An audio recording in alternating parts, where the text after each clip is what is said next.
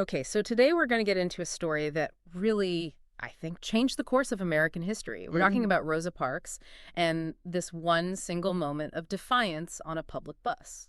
Right. But our goal here is to go a little deeper than the textbook story. The one about a tired seamstress. Because she was so much more than that. Exactly. We want to look at who she really was, the unfair system she was challenging, and how her arrest was actually the spark that a whole community was waiting for. So let's start at the beginning. Where did she come from? Well, she was born in Tuskegee, Alabama, February 4th, 1913.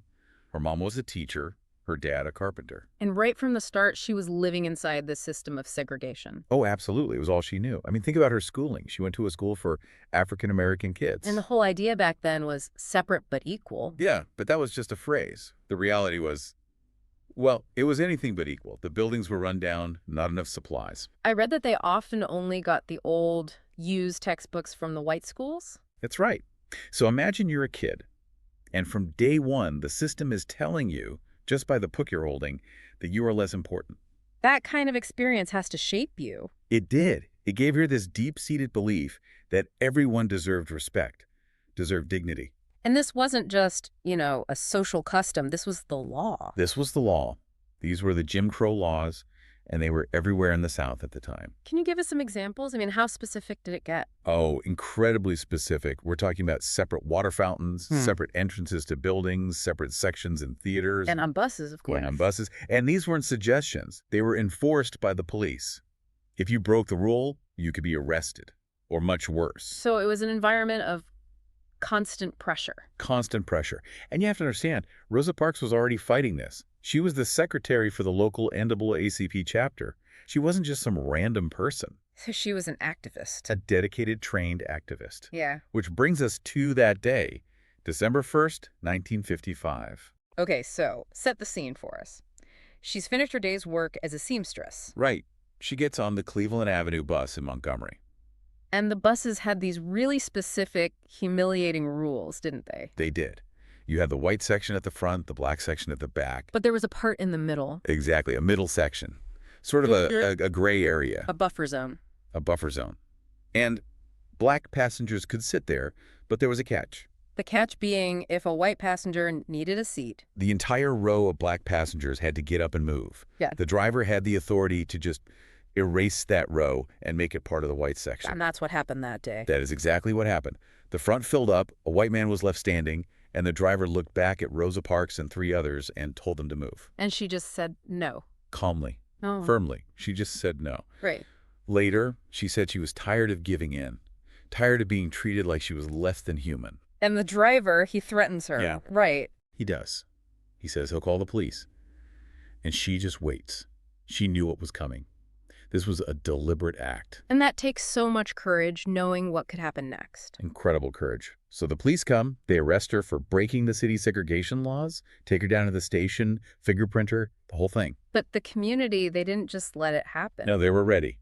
This was the test case they'd been looking for. Rosa Parks was respected. She was intelligent. You couldn't just paint her as a troublemaker. Her lawyer, Fred Gray, he knew this was big. He knew this could challenge segregation itself, but they also knew a legal fight would take a long time. So they needed another strategy. Yes, they needed to apply economic pressure immediately. So right after her arrest, the call goes out for a boycott. A bus A boycott. total boycott. They asked every single African-American citizen in Montgomery to stop riding the city buses. And this is where it shifts from one person's bravery to a whole community organizing. It's an incredible moment.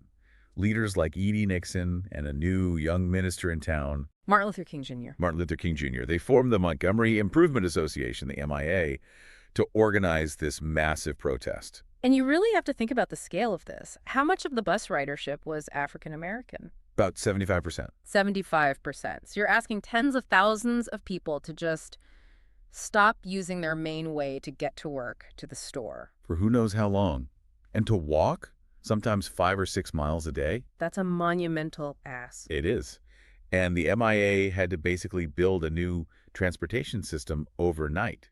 They organized these huge, complex carpools. Using private cars? Hundreds of private cars. Plus, they bought station wagons. Churches became dispatch centers. It was a massive logistical operation. And it lasted for, 381 days. wow. Over a year. over a full year. The bus company was losing a fortune, but the city officials had just dug in their heels.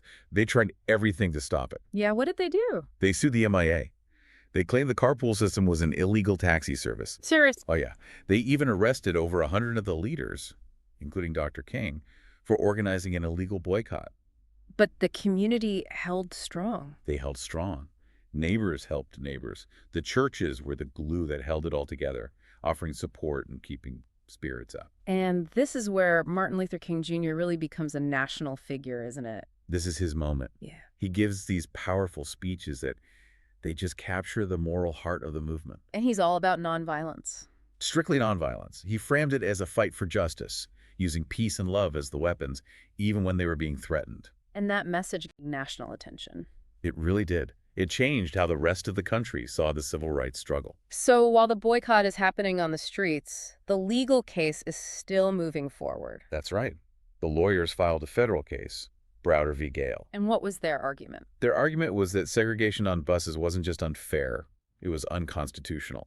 That it violated the 14th Amendment, which guarantees equal protection for everyone. So they were aiming higher than just the local city laws. Much higher. They were attacking the whole idea of separate but equal, and they took that case all the way to the Supreme Court. The highest court in the country. Yep. And in November of 1956, after more than a year of the boycott, the court made its decision. And they ruled in their favor. They did. The Supreme Court declared that segregation on public transportation was illegal. It had to end. And that was it, the victory. That was the legal victory.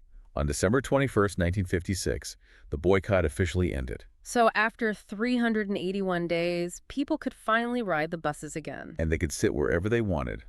One of the first people to ride an integrated bus was, of course, Rosa Parks. What a moment that must have been. It was proof that organized, nonviolent protests could actually work. It could change the law. But for Rosa Parks herself, they weren't easy after that, were they? Not at all. She and her husband lost their jobs. They faced constant threats. It was just too difficult to stay in Montgomery. So they had to leave. They did. They moved to Detroit in 1957. But she never stopped working for civil rights. She worked for a congressman, John Conyers, Jr., for almost 25 years. She really is the mother of the civil rights movement, as she's often called. Absolutely. Her quiet strength showed millions of people that one person, backed by a community, can stand up to injustice and win. She eventually got the Presidential Medal of Freedom. A huge honor. Well deserved. So what do you think the biggest lesson is from her story? I think it shows that real change doesn't just come from famous leaders. It comes from ordinary people who act with courage and a clear plan. Right. The Montgomery bus boycott is the perfect example of how peaceful, organized protest can solve really deep, difficult problems. It really is. I think for anyone listening, the real takeaway is that it wasn't just one moment. It was the dedication day after day from an entire community that really created that change. That's the engine of progress right there. Well, I think that's a perfect place to leave it. Good luck with your studies.